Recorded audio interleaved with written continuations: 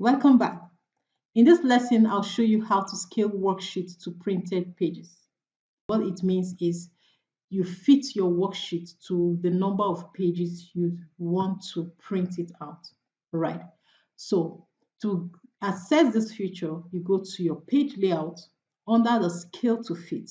You'll notice that we have the width, the height, and the scale. The scale is at 100% with the width and height being automatic. Now, I'll be clicking on the print preview so that we can see the view of this scale we have here. So click on the print preview on your quick access toolbar, right?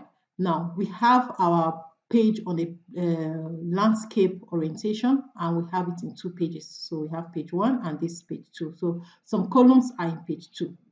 Now, we would like all the columns to be on 1 page. So I'll be showing you how to go about that, which is using the scale to fit feature. So we'll click on the home tab to take us back to the sheet. Right on your page layout tab, scale to fit.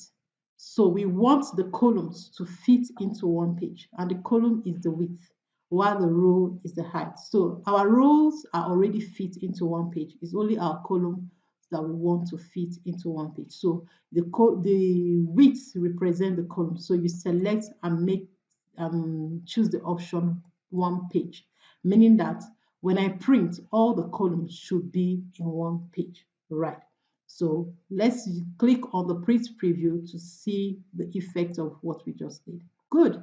Now you can see still on landscape, but all our columns are on 1 page. So you just have page 1 of 1. All the columns are on 1 page, right? So this is how you go about scaling your worksheet to fit the number of pages you want to. I also want us to notice something. Immediately we selected 1 page, you see that the scale changes from 100 to 67%, right? You can also select the height if you want all the rows to fit into 1 page, right?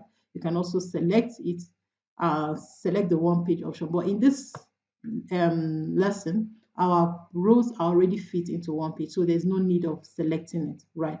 So that's how you go about scaling your worksheet to fit into the number of page you decide to be, right? So this brings us to the end of this lesson. I'll see you in the next lesson.